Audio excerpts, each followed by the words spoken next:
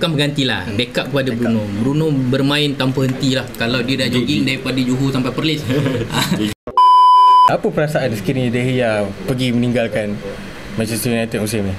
Sebab kontrak dia tamat 30 Jun tu. Saya rasa sedih lah.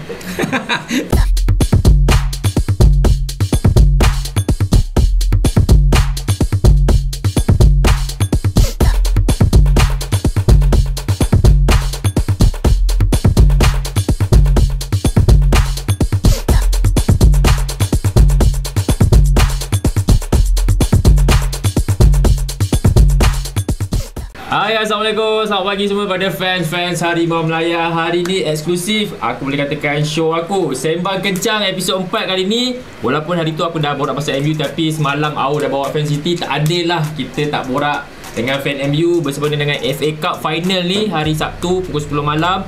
So aku rasa tak asing lagi. Kalau kat TikTok tu aku rasa mungkin kalau yang berada ni kau selalu dengar suara dia tapi mungkin tak familiar. Yang abang ni aku selalu tengok TikTok dia dekat kereta. Habis game kadang-kadang game Liga Super ke pun dia buat dekat kereta, rekod dekat kereta tu, trademark dia. So kita ada TikTokers lah, Jimmy God Game, betul? Ya, betul. So Jimmy God Game dekat TikTok kau boleh follow, dan juga abang Hazli Razli dekat TikTok. Thank you Razali. Oh, Hazli Razali, salah Hazli Razali. Salah lah. Weh, jangan main salah nama bapak. Jangan. So kita ada dua. Thank you bang sudi datang. Okay, terima kasih. Untuk first kali, terima kasih sudi datang ke podcast Harimau Melaya ni. Memang dua korang minat MU tak? Ke sejak bila minat MU? Abang lu lah. Okay, Assalamualaikum. Saya Hazli Razali. Dan terima kasih kerana menjemput lah. Tak sangka sebenarnya buat video dalam kereta pun orang panggil juga. Okay, bila start sokong? Okay, saya ni umur dah lanjut. Tapi nampak muda. Memang macam ni lah. Okay, saya start sokong daripada MU Champions League tahun 99 yang comeback dalam masa 3 minit tu. Yang itu sebenarnya kalau nak cerita live tu dekat TV je, dekat TV biasa. So itu je yang kita tahu, ada pasukan bola sepak yang macam ni. So kita follow dan sampai sekarang lah. Masa tu memang dah ada live? Ada dekat TV biasa lah. Ada TV berbayar lagi lah masa tu. Dah ada live Dah ada. Tapi final je lah. Final saja. Start dari situ lah. So memang aku jemput tak salah. Ni memang fan dah lama dah lebih 20 tahun lebih. So untuk kau Jimmy, berapa tahun dah? Okay, pertama sekali terima kasih kepada pasukan Harimau Melaya untuk sudi menjemput saya kan. Tak sangka lah daripada TikTok sanggup kita follow untuk dipanggil. Okay, macam saya menonton Manchester United sejak pada tahun 2004 lah. 2004 tu pemain pertama yang saya tengok sebenarnya dia lah seorang pemain berambut putih. Lepas tu saya tanya ayah saya, siapa dia ni? Minat betul. Nama dia Alan Smith. Itu merupakan pemain Manchester United pertama yang saya tonton lah, yang saya rasa jatuh hati. Sebenarnya sebab rambut dia putih je.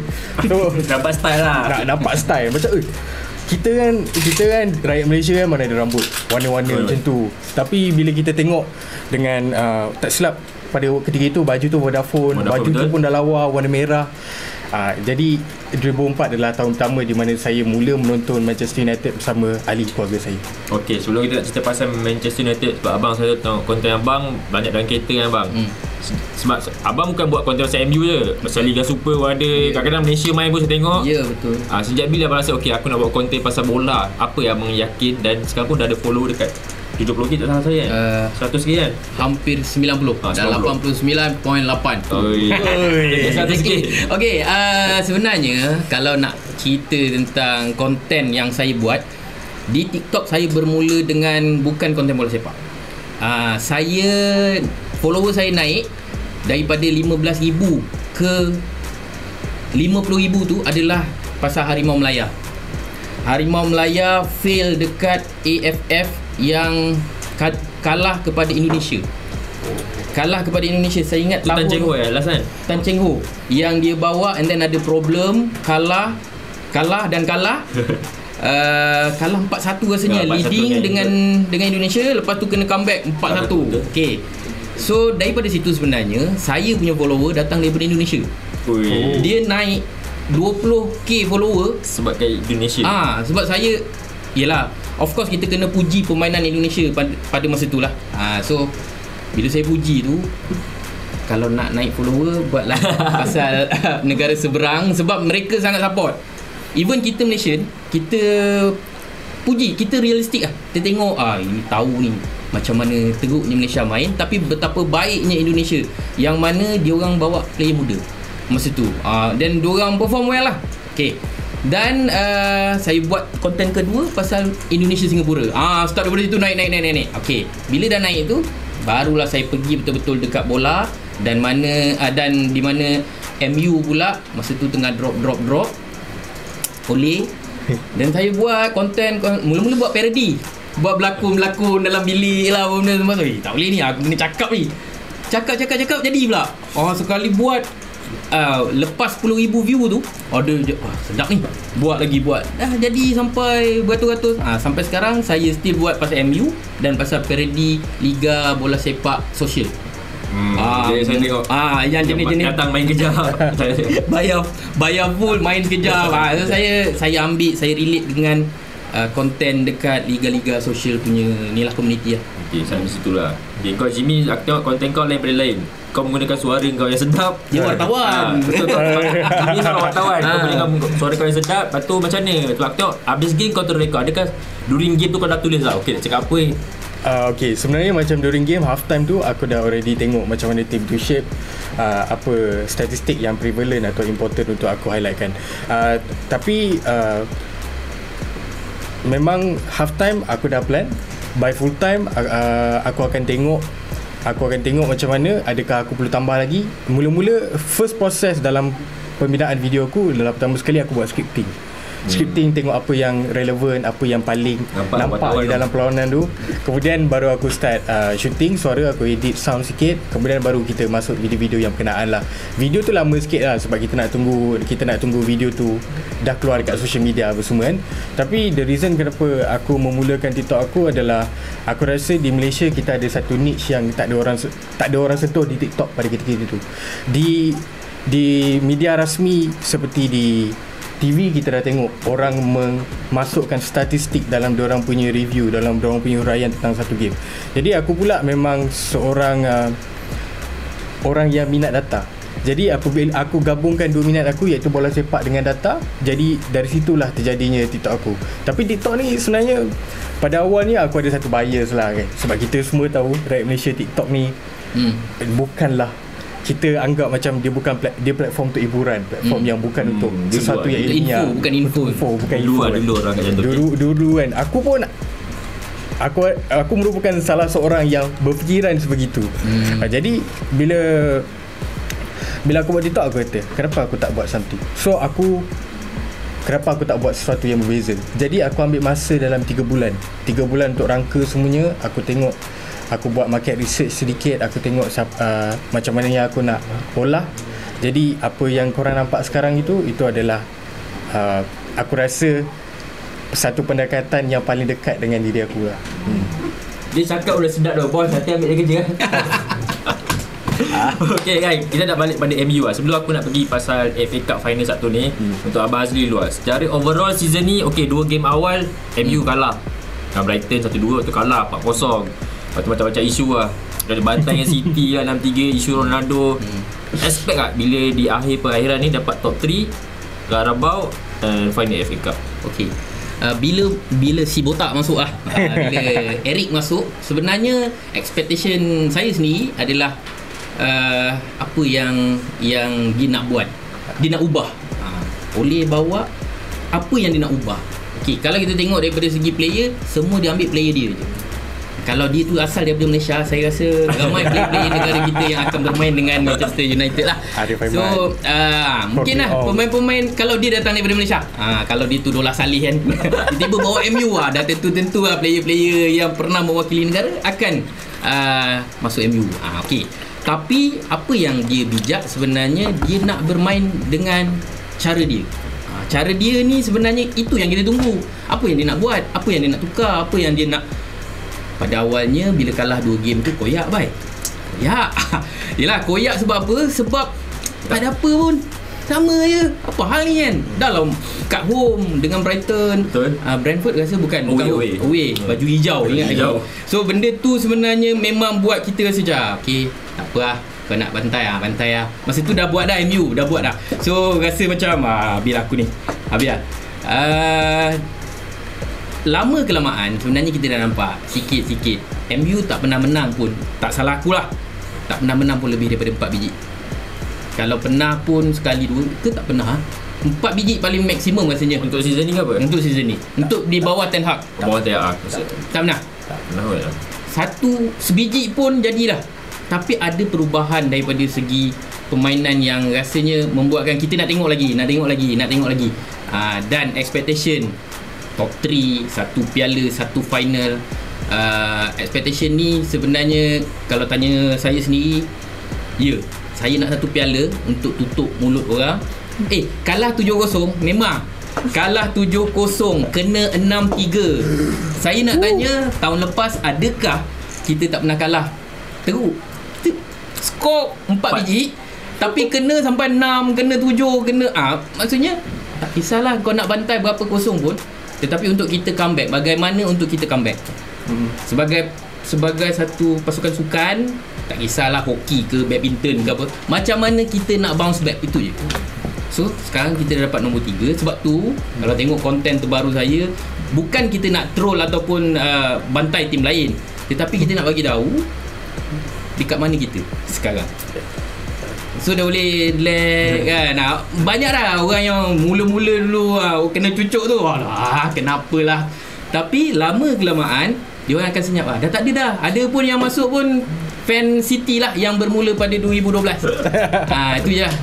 Untuk kau Jimmy, aku rasa of course kau pun follow setiap game kan. Bila 2 game awal tu of course fan akan koyak, kalah dan nombor last pula. Lepas tu bila game ketiga tu kau lawan Liverpool pula kan. Mungkin kita pun dah cakap mesti kalah lawan Liverpool, dah tahun lepas kena bantai 2 kali kalah lawan Liverpool.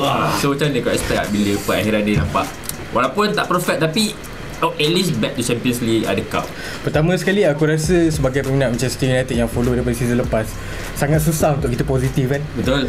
Terutamanya gol paling rendah dalam sejarah, kemudian poin paling rendah juga. Kemudian kita tengok dressing room, bilik persalinan tidak begitu semegah, tidak begitu harmoni. Betul. Kemudian pada awal season especially aku tak expect apa-apa sangat. Aku expect macam kita improvekan daripada tempat yang sangat teruk tu. Jadi pada musim ni aku pun nampak benda yang sama. Apa yang Ten Hag cuba mainkan, aku boleh nampak dia cuba bermain daripada bawah. Dia cuba main dengan 3 defender holding, and then 2 di tengah, 5 orang di hadapan. Game pertama menentang Brighton dengan Brentford tu dia cuba bina dari bawah tapi tak boleh. Jadi game ketiga ni aku nak highlightkan sedikit apa yang menarik pada game ketiga di mana kita menang menentang Liverpool tu, ialah dia beritahu David De Gea untuk just long ball je ke depan. So bila dia bersifat pragmatik tersebut, Liverpool pula ada isu fizikal pada musim ini, terutamanya di bahagian tengah. Dan benda tu kita capitalize. Dari situ bagi aku gol Sancho tu adalah momentum changer untuk musim ini. Dari segi ekspektasi aku sangat berpuas hati sebab akhirnya kita berjaya mengulung trofi pertama dalam 6 tahun dalam 6 tahun. Walaupun diorang cakap alah tu trofi kerbau, trofi minuman tenaga, Mickey Mouse Cup. Tapi for me trofi is a trofi.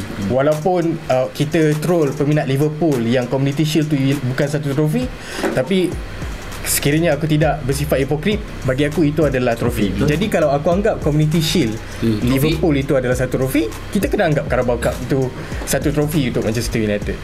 Dan sekali lagi Erik ten Hag break the expectation. Dari segi pemain, dia mengembalikan senyuman Aaron Wan-Bissaka, Victor Lindelof. Boleh nampak dia punya peranan di dalam tim sewaktu Varane dan Lisandro Martinez tercedera. Kemudian Marcus Rashford back to 30 goal this season. I think nearly 41 goal assist, which is a huge number, terutamanya pada musim lepas. Aku rasa tak sampai 10 GA dia. Tak sampai. Kemudian Bruno Fernandes, dia punya role lagi kemas. Jadon Sancho kembali. Kemudian di luar padang, isu luar padang tu dia handle tak adalah nak cakap perfect, tapi cukup baik. Settle. Dah tak ada orang kata apa impak buruk impak negatif selepas isu-isu tersebut.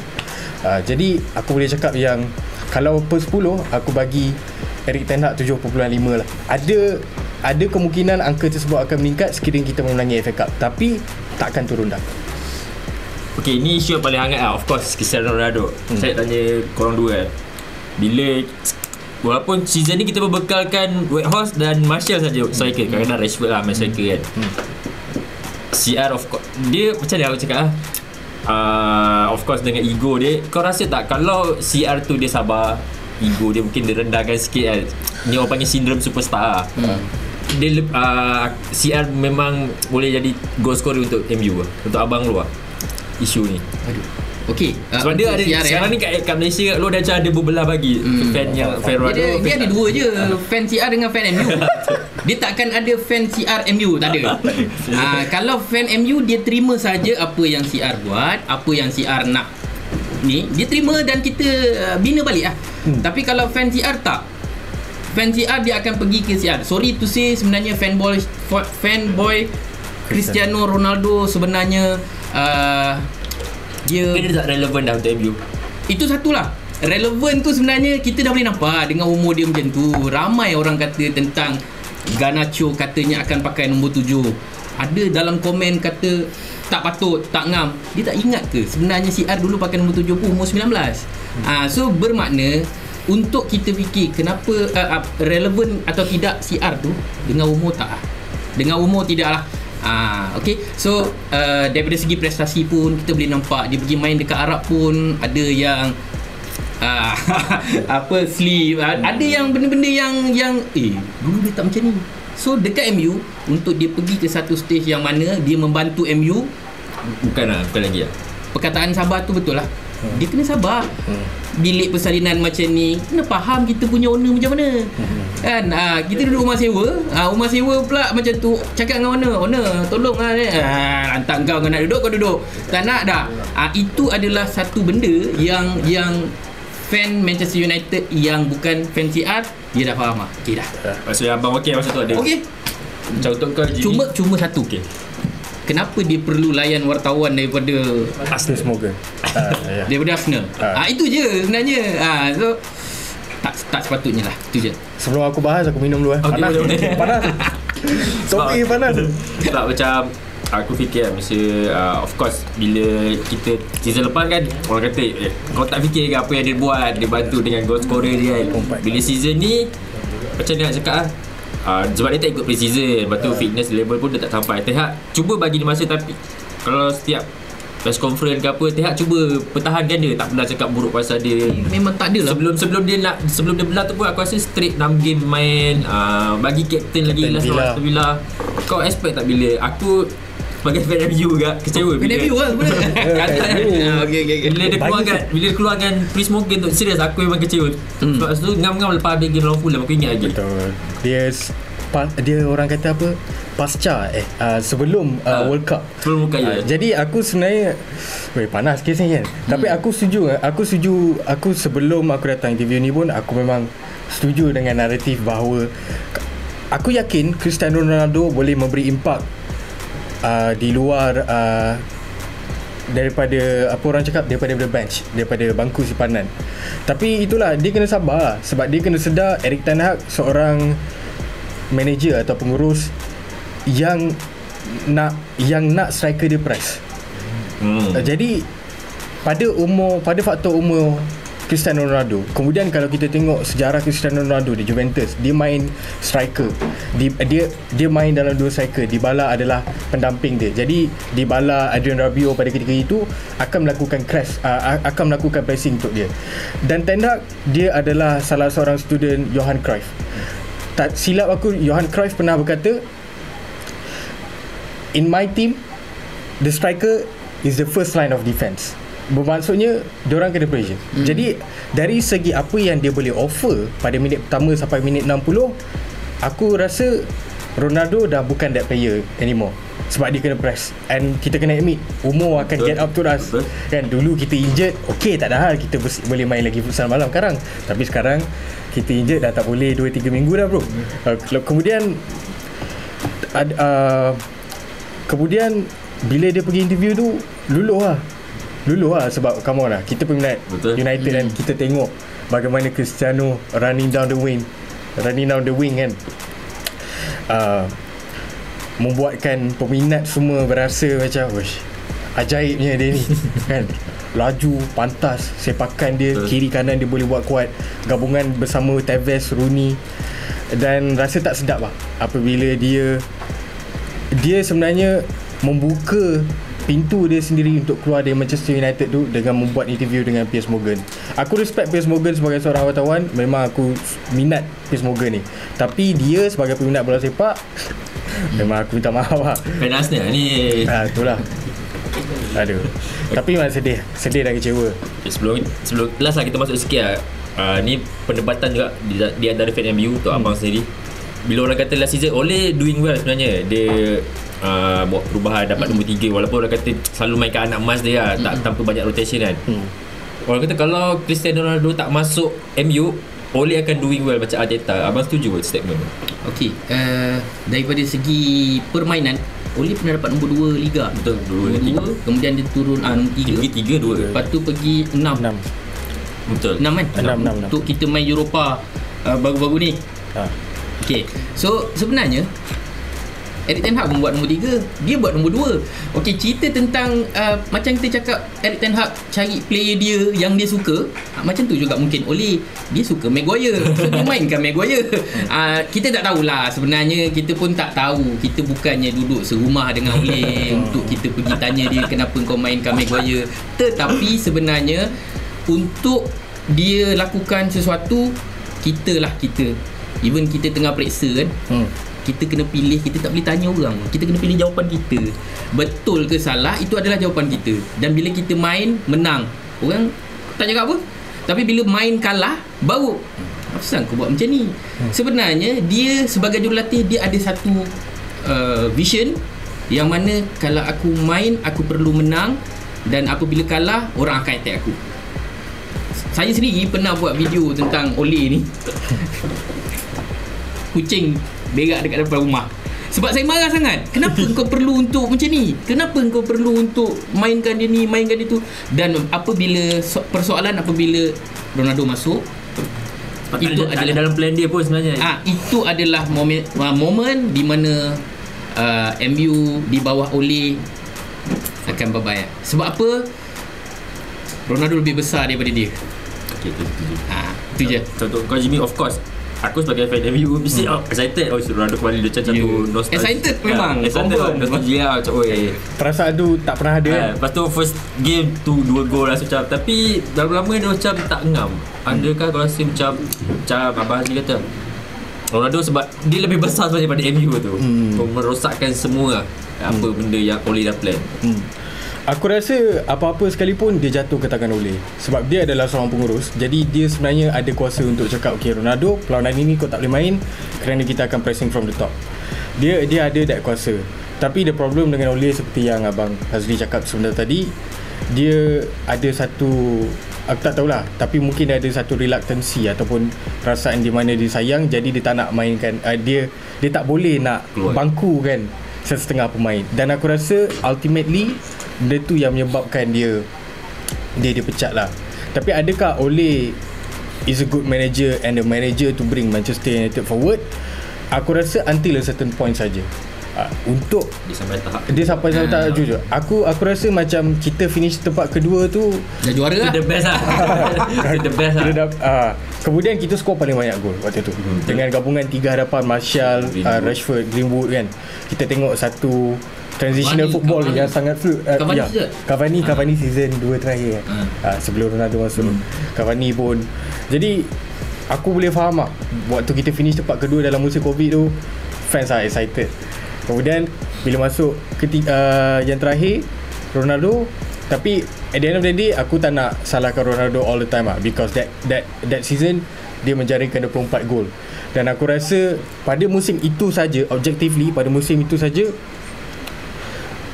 Ronaldo je lah yang bagi harapan untuk kita tengok depan TV sebenarnya.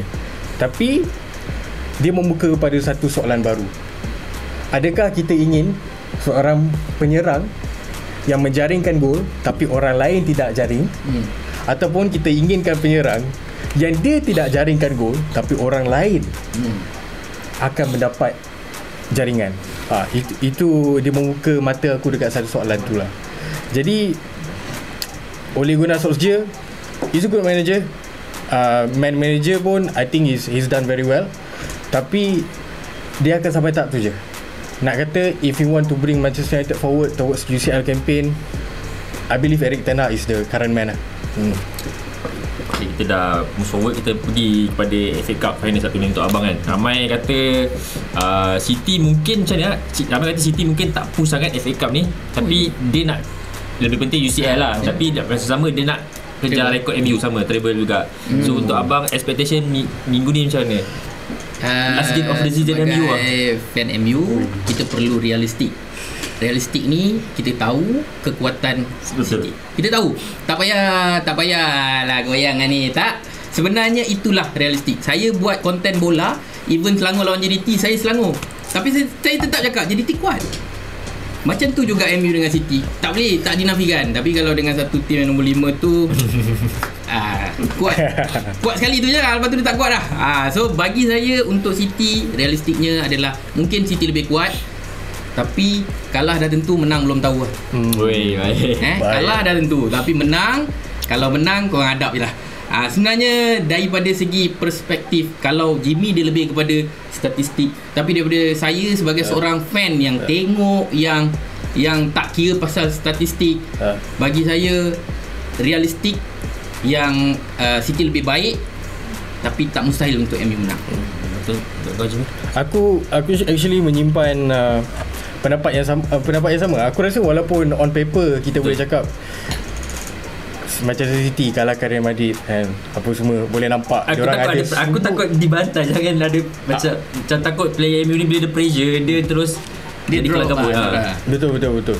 Tapi bagi aku United ada peluang tersebut sekiranya kita bermain lebih pragmatis lah. Maksudnya kita gather to medium low block, kita attack on the counter, kita gunakan kekuatan yang kita ada. Sebab kita kena sedar Anthony Martial tak ada. Anthony Martial tercedera untuk saingan FA Cup final. Luke Shaw kembali ke latihan. Aku tak rasa Weghorst akan main. Aku tak rasa Weghorst akan main. Aku rasa Rashford duduk depan lah. Dan Bruno akan main wing lah. Bruno akan main wing. Kemudian kita ada Fred, Eriksen, Sancho. So kalau kita attack diorang secara macam tu, aku rasa kita memang ada peluang. Aku tak pernah, walaupun on paper Manchester City terang benderang macam nak bantai MU kan, tapi aku tak pernah merendahkan peluang Manchester United. Sebab kita Manchester United kan, kita lah satu pasukan magic. Ada satu point yang korang kena tahu. MU pun pernah menang dengan City season ni kan. Kita pernah comeback. Tadi duduk dalam kereta, MU pernah comeback kot zaman Pogba. Kena tinggal 2 biji, skor 3 biji dalam masa 20-15 minit macam tu. So sebenarnya untuk kita bermain bagaimana MU bermain, kalau kita dapat lock that permainan yang macam tu, City pun tak kuat mana lah. Betul. Sebenarnya kita selalu macam awak cakap tadi, kalau kita dah kena 3-0, kita jadi macam kena lagi ni. Dia player MU sendiri tu dia berdepan dengan macam mana aku nak comeback. Tapi kalau dapat permainan yang macam mana Ten Hag nak, mungkin akan berubah. Satu lagi aku nak petik, ketika kita menang tentang City di Old Trafford, kita letak Fred man to man kepada KDB. Betul. So aku rasa orang yang tepat. Aku rasa ada peluang di situ sekiranya kita menghentikan Casemiro Casemiro ada lagi. So maksudnya ada peluang, ada cara lah. Betul. Tapi on paper memang City favourite lah. Apa-apa pun kalau kita kalah 3-0 let's say, aku nak seorang pergilah hantar Malan tu, pergilah cedera. You see, janganlah bagi dia UCL. I mean kalau kita dah kalah FA Cup kan, diorang dah double tu. Diorang dah double. Cedera kan lah siapa? De Bruyne ke? I mean aku tak adalah nak cedera ke orang sebenarnya. Aku tahu benda tu tak elok, tapi come on lah, untuk menjaga MU punya reputasi sejarah. Pergilah buat sesuatu. Ada orang kata reputasi reputasi apa dah kena tujuk. Itu adalah point yang akan dibawa sampai sekarang dibawa sampai ke bila-bila. Tetapi di mana keberadaan di akhir musim. Itu sebenarnya dia orang pun kena ingat, dia orang pun kalah dengan Brighton. Dengan Brighton lah. Maksudnya lah. ini bukan cerita tentang fan satu lagi pasal City. Sebab apa? Kita dengan City mungkin tak ada masalah. MU dengan City tak ada masalah sebab saya yakin fan City pun baru je muncul. Fan City pun bekas peminat Manchester United. Dia bertukar badan. Yang mana berubah-ubah tu lah. Okey, tapi last kali dia akan ditentukan di padang. Betul.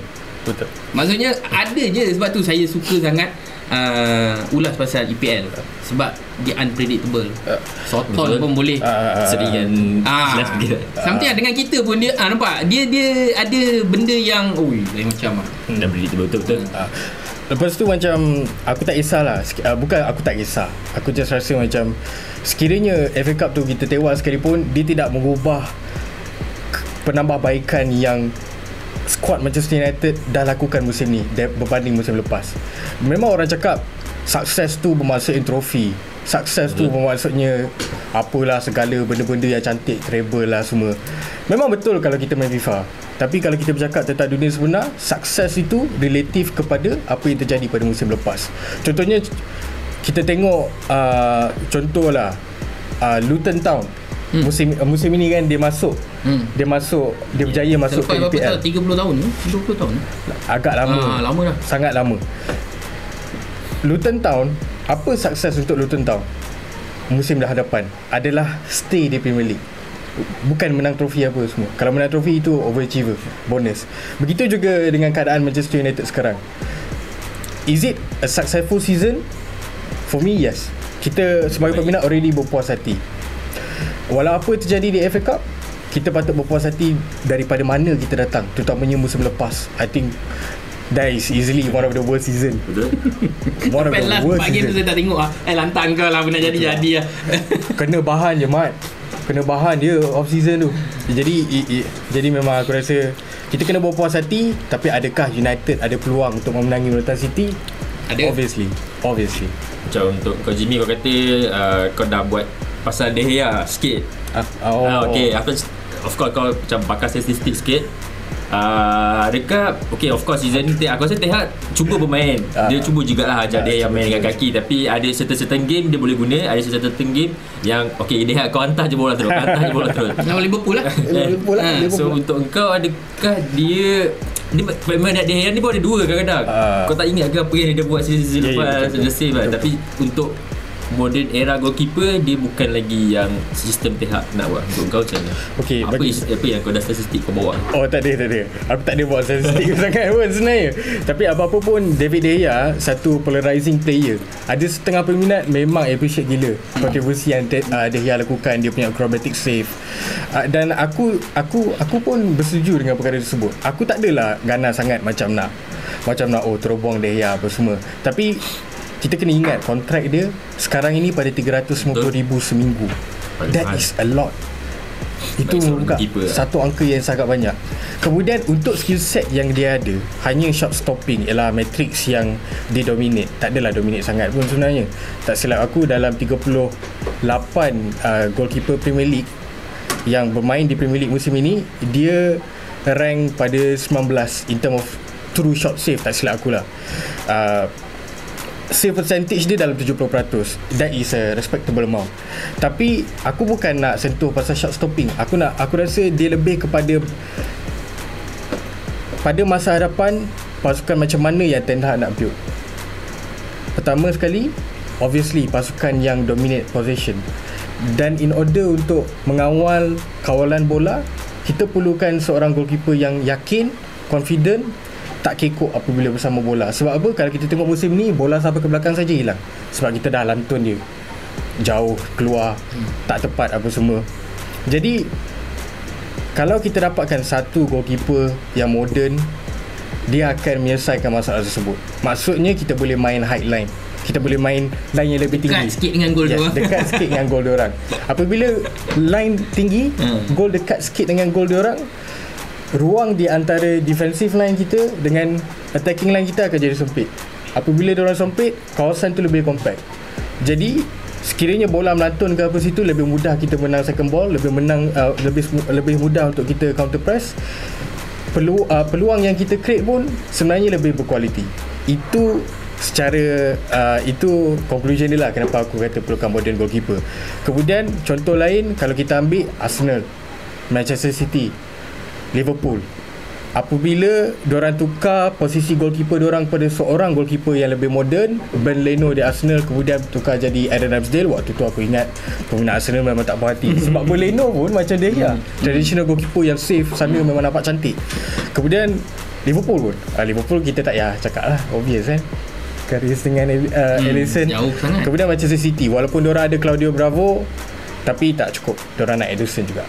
Jadi contoh-contoh yang aku bagi tadi, kita boleh nampak perubahan drastik dari segi kawalan possession, dari segi pattern permainan kan. Aku bukan nak cakap aku tak suka De Gea, tak. De Gea done a lot for this club, to be honest kan. Cuma kita kena jadi realistik lah. Adakah dia seorang pemain yang akan meningkatkan ceiling potensi Manchester United? Aku rasa tidak. Tapi adakah aku ingin dia keluar?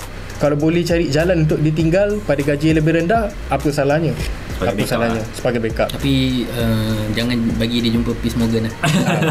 Sebab dia pun legenda, dia pun adalah pemain yang sebenarnya kita tak boleh nafikan contribution dia. Betul. Tapi dalam masa yang sama kita perlu macam last game lawan Fulham. Tadi baru tengok satu YouTube apa, Ten Hag. Dia jawab kenapa adakah last game ni sebelum lawan Fulham, adakah last game lawan Fulham anda akan menggunakan pemain-pemain akademi Kobe Maino apa benda semualah? No. Dia nak player dia tunjukkan apa yang dia orang ada di perlawanan terakhir, dan bila bermain di bawah Ten Hag, dia nak pemain buktikan yang semua game adalah sama. Itu dia nak. So untuk player-player muda di bawah Ten Hag, bukanlah tak boleh pergi jauh, tapi agak rintangan dia agak ni lah. Macam Garnacho, Pellistri punya baik, mungkin dia sedikit rendah, tapi bagi saya dia antara orang yang player yang kena bagi peluang lah. Kena bagi peluang. Garnacho pun dia bagi peluang. Sampai budak ni bagus. Sampaikan budak ni orang kata apa? Dia ni super sub. Sepatutnya kita boleh ubah dia daripada super sub kepada main player. Cuma yalah, kita bukan Ten Hag lah. Itu je lah. Betul. Satu lagi, Garnacho pun main satu posisi yang sama dengan Rashford kan. So aku yakin ada dilema lah. Aku yakin ada dilema. Untuk final ni mungkin sebab Martial tak ada, tak nak guna Weghorst, Rashford dua depan, mungkin dekat situ ada Garnacho. Ada ruang untuk Garnacho? Ada ruang lah. Sebab Sancho akan pergi, dia dah relax dekat kanan dah. Dia nak nampak game dia, dah nampak sikit tau Sancho dekat kanan daripada dia duduk kiri. Untuk abang kita tengok bila of course season ni orang lepas CR tak ada, orang selalu fikirkan kita ada Weghorst dengan Martial. So berteka-teki Bruno Fernandes pun the most great chances in EPL Atau rumus paling kuat Osimhen dengan Kane lah. So adakah abang rasa kalau at least kalau Kane sampai penyelesaian dia, mungkin Bruno akan jadi macam Kevin De Bruyne, assist banyak? Itu adakah penyelesaian yang tepat? Manchester United sejak akhir-akhir ni bermain tanpa striker. Ada tapi tanpa striker. Kita boleh anggap Martial tu sekadar berada di situlah. Okay. Ada orang kata baik letak engkau Ahmad. Yalah, dia cerita dia apabila tak nampak contribution, tak nampak, kita tak boleh. Even Weghorst sendiri pun masa mula-mula Ten Hag guna jadi tak skor, tapi jadi menang. Orang tak kata pun pasal Weghorst kita menang, tak ada. Tapi disebabkan Rashford duduk tepi, masuk skor. Even bola yang sepatutnya pas dekat Weghorst pun dia orang tak pas. Maksudnya apa kegunaan striker? Tak adalah striker dalam tu. Okey. So striker baru, betul striker yang akan datang. Martial memang akan hampir pastilah untuk tak ada dalam skuad. Dan kalau tanya saya, striker, saya mengharapkan Osimhen berbanding Kane. Okey, ada juga orang kata aku tak boleh edit bang. Okey, pasal Osimhen kita letak tepi dulu. Pasal Kane ni, ada orang kata MU adalah tempat pencen pesaran. Alamak. Saya nak bagi tahu, Arsenal punya kapten pernah masuk MU di umur lewat 30-an. 30. dan apabila dia pergi ke MU dia dapat piala. So tempat pencen yang paling bagus apabila pencen dapat duit. Kita pencen EPF pun keluar. So dia jadi macam bagusnya aku pencen dengan duit EPF keluar. Okay. So tak ada masalah. Marilah beramai-ramai pencen dekat MU dan dapat piala. Itu sebenarnya kalau fan dekat luar sana rasa macam alah dia dah tua lah. Tapi Kane ada pengalaman yang sangat-sangat berharga dekat PL. Betul. Dan dia konsisten. Okey, Osimhen tak boleh adapt. Okey. Tak boleh adapt ni adalah takut tak boleh adapt. Tak boleh adapt ni adalah satu masalah pada pemain tu sendiri. Haaland kita pun sama flop lah ni. Dia datang dengan berapa banyak hat-trick dia buat. Statistik dia tanya dia lah. Tapi saya cakap memang dia datang dengan hat-trick. Wish. Memang satu benda yang dia turn around kita punya expectation. Betul. So apa salahnya kita cuba Osimhen. Dan Osimhen juga pasti nak main dengan kelab yang sebesar Manchester United. Contoh kau Jimmy, of course bila season baru ni macam-macam rumor kita dengar nak keeper baru. Aku dengar tadi Mason Mount pun dah agree personal term nak masuk. Harry Kane pun aku dengar dia kata kalau MU tak nak offer dia nak stay kat Spurs saja. So untuk kau apa yang perlu di ruang-ruang yang pemain baru untuk masuk untuk adapt dia punya style? Okay, aku rasa pertama sekali kita kena address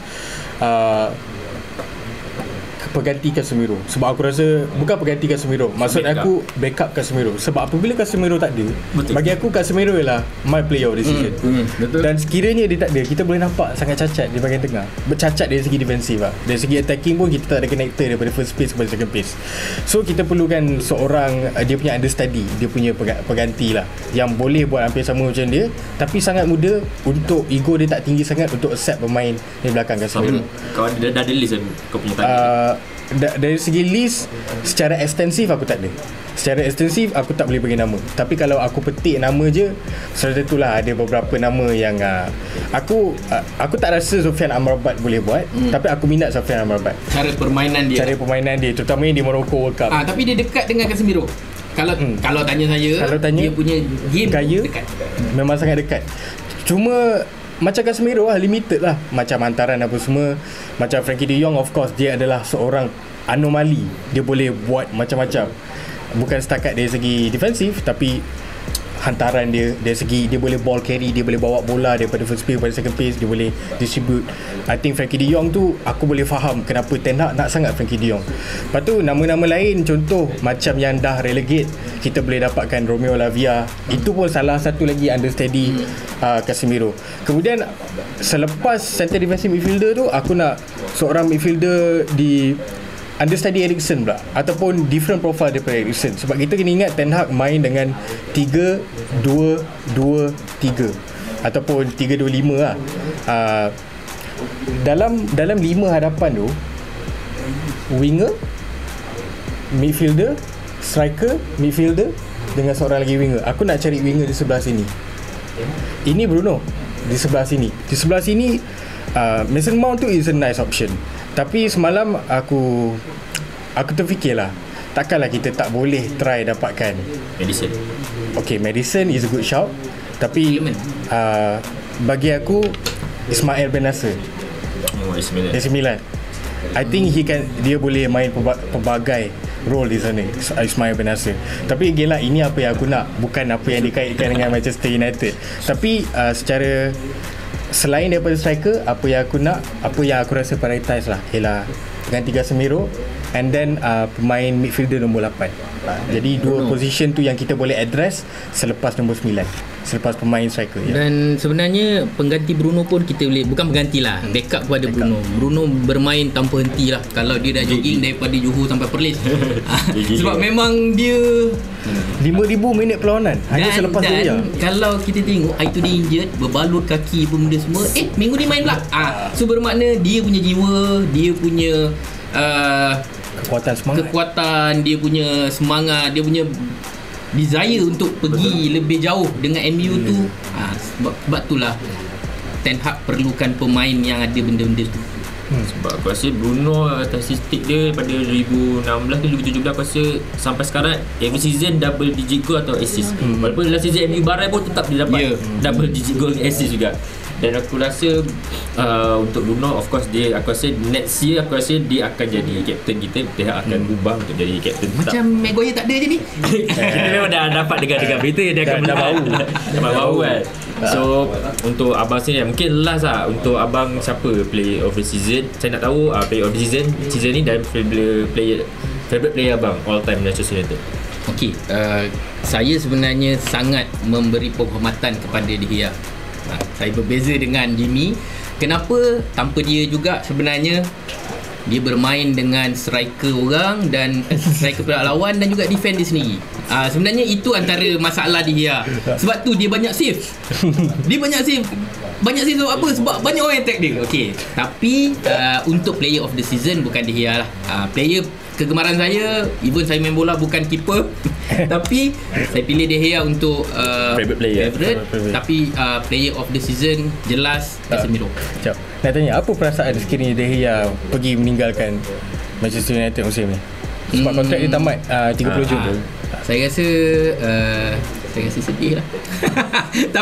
tapi sebenarnya kalau dia dikenang sebagai legend. Ya, memang. Kalau dia keluar, dia akan dikenang sebagai legenda Manchester United dan pastinya dia tak akan duduk dekat EPL. Dan mungkin dia akan dapatkan duit EPF dia dekat kelab lain lah. Betul lah. Itu setengah apa yang peminat kena sedar. Walaupun mungkin De Gea atau Cristiano Ronaldo bukan jawapan untuk kita lagi. Mungkin tapi kita sebagai peminat MU, kita still akan respect diorang, kita still akan hormat diorang, kita still akan, kalau dia hormat kita lah. Okay, sebenarnya faham. ada player yang keluar tapi tak menghormati. Sebenarnya kalau nak ikutkan, banyak lagi beberapa punya nama besar yang keluar rasa keluar sebab kenal kan. Tapi dia still orang kenang lah. Cuba Ronaldo datang Old Trafford lepas ni, adakah sambutan dia sama macam mana Beckham datang? Kita pun tak tahu.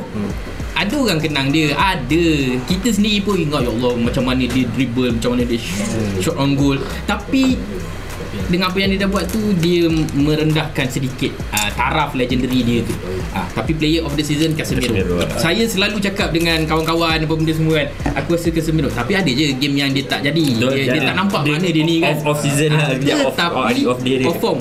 Tapi daripada segi keseluruhan, datangnya Casemiro sedikit sebanyak mengubah perjalanan permainan United.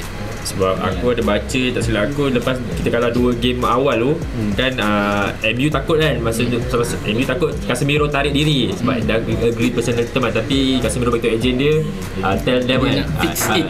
So aku rasa dia memang ada jiwa seperti Bruno. Aku tengok sekarang ni pun dia pun dah macam kawan baik dengan Bruno, banyak sama-sama tengok video, banyak diorang gelak sama-sama kan.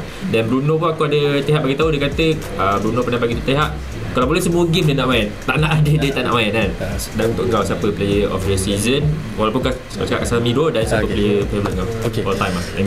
Aku memang, bagi aku Casemiro. Aku nak huraikan ringkas je sebab kata Ten Hag, he's the cement between the stone. Dia adalah jawapan yang sebenarnya kita dah perlu lama dah, semenjak kau expect tak Casemiro masuk? Aku terkejut tau. Tiba-tiba Fabrizio Romano tu Casemiro dah agree, biar betul tak ada rumours kan. Aku sangat terkejut sebab Casemiro kan, we're talking about 5 times UCL winner. Dan ketika itu rumours tu tiba-tiba je adalah seorang, kita dengar Dion dia kata ada seorang tak silap aku, the one who called for Casemiro punya rumours tu, wartawan daripada Perancis, nama dia Muhammad Boufassi. Aku rasa dia yang first, tapi sebab dia ni tak famous sangat, so orang tak ambil. Tapi whatever it is, aku terkejut. Dan bagi aku Casemiro adalah player of the season kerana impak dia saja dah jadi solid lah. Defend tu pun dah tak leak macam dulu. Cuma aku nak highlightkan seorang pemain yang aku rasa sangat underrated musim ni. Aku nak highlightkan beberapa lah secara ringkas. Bruno Fernandes, Luke Shaw dan Mr. Remontada, Aaron Wan-Bissaka. De Gea pun sama, aku rasa very important this season, cuma dia ada limitation.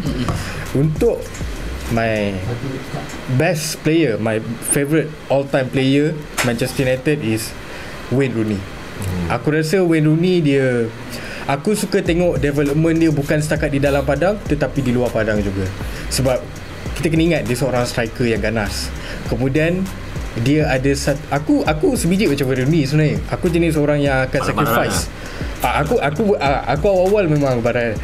Lepas tu pada satu masa yang sama, sampai satu stage of life, kita akan sacrifice diri kita untuk bermain di winger, untuk bermain di midfield. Dan pada aku, ketika Rooney keluar Manchester United tu, itu adalah detik yang baik lah. Maksudnya dia tak keluar waktu dia dah teruk lah, dia keluar waktu dah cantik lah, waktu dia dah main kat midfield di bawah Louis van Gaal kan.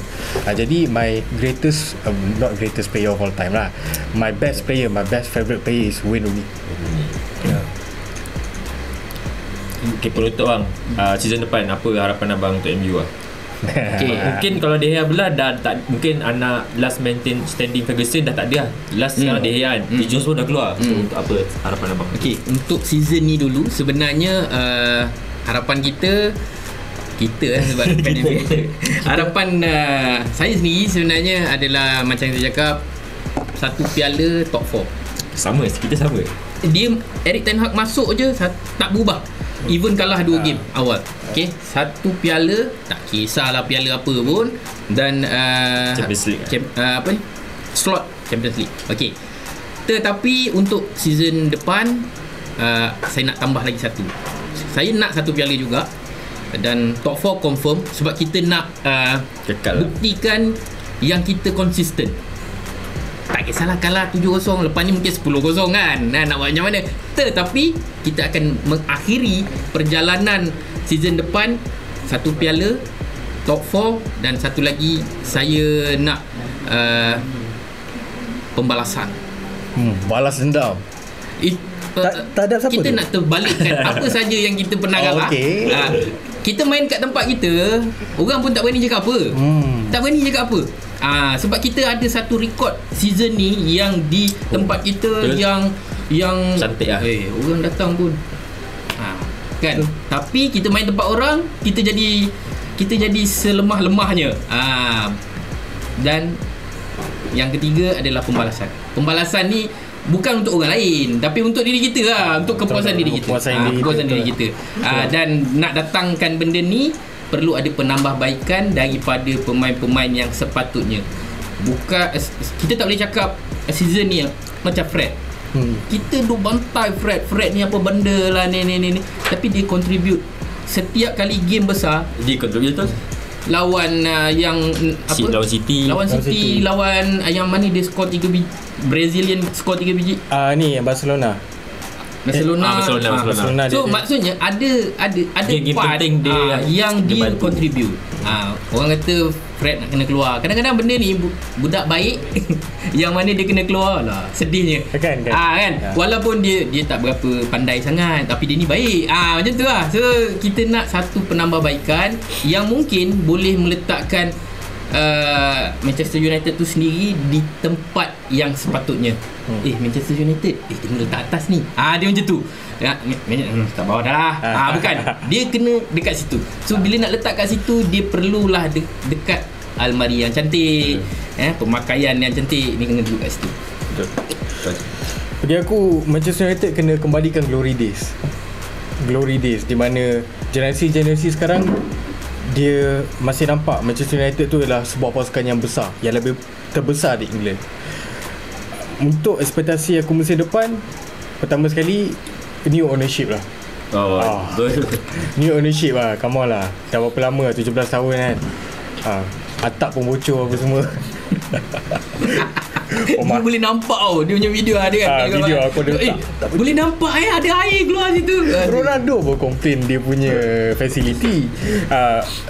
Ownership, kemudian pemain yang dibawa perlu mempunyai mentality yang dia boleh improve at the same time. Pada masa yang sama, diorang seorang leader, diorang boleh jadi mentor kepada pemain-pemain yang lebih muda. Dari segi prestasi di bawah padang, aku nak kita capai lebih banyak kawalan. Sebab musim ni kita mengawal, kita average position kita agak tinggi, tetapi ada banyak detik di mana kita memberikan bola kepada tim lawan dan pasukan lawan dah start get feels into the game kan. Kemudian ekspektasi aku dari segi achievement, aku tak nak top 4. Aku nak kita fight for the title. Sebab aku rasa squad yang kita ada ni boleh sekiranya kita buat 2-3 penambahan yang berkualiti taraf dunia. Pemain kemaskan, lepas tu kita lagi dapatkan feel tim Ten Hag tersebut. Aku harap Ten Hag pun diimprove diri dia sebagai seorang pengurus. Tak mustahil sebab player besar akan datang. Tak mustahil sebab kita dah ada Champions League. Betul. Itu satu lagi lah. Jadi dari segi trofi, aku nak kita go deep in Eropah. Menang satu domestic cup, challenge for the title lah. Challenge lah. Aku tak kisah menang kalah ke macam Arsenal, asalkan kita challenge. Itu dah cukup puas hati dah kalau kita nak bandingkan dengan ekspektasi. Betul. Thank you so much Abang Ali and Jimmy sudi datang. Alright. Kita orang borak kosong kan sebenarnya. So untuk korang, terima kasih yang sudi menonton. Siapa-siapa fan EPL ke, fan Serie A ke, Bundesliga, boleh je komen kita orang, boleh je DM kita orang cakap, bang saya pun nak borak juga, boleh je datang. Nanti kita invite ke datang studio. Dan untuk korang, jangan lupa follow semua social media kami, tekan button subscribe, tekan butang loceng, follow portal kami harimaumelaya.com.my. Dan paling penting, kita ada paling dekat, of course, game Malaysia, iaitu di Terengganu. Kita akan lawan Solomon dulu 14 hari bulan, dan kita akan lawan Papua. Ini adalah persediaan kita sebelum ke Piala Asia bulan Jun nanti. Macam-macam lagi, kita ada bawah 17 AFC bawah 17 kat Bangkok bulan 6 ni. Kita ada kelayakan Olimpik AFC bawah 23. Sokonglah Harimau Melaya dekat mana ada pasukan nasional, tak kisah bola sepak, badminton. Kita dalam bola sepak ni, bukan dalam bola sepak, dalam sukan ni tiada siapa betul, tiada siapa salah. Kita share pendapat supaya kita berkongsi idea untuk mendapatkan manfaat yang lebih baik lah. So kita jumpa next podcast akan datang. Ciao guys, bye bye, assalamualaikum. Thank you guys, best.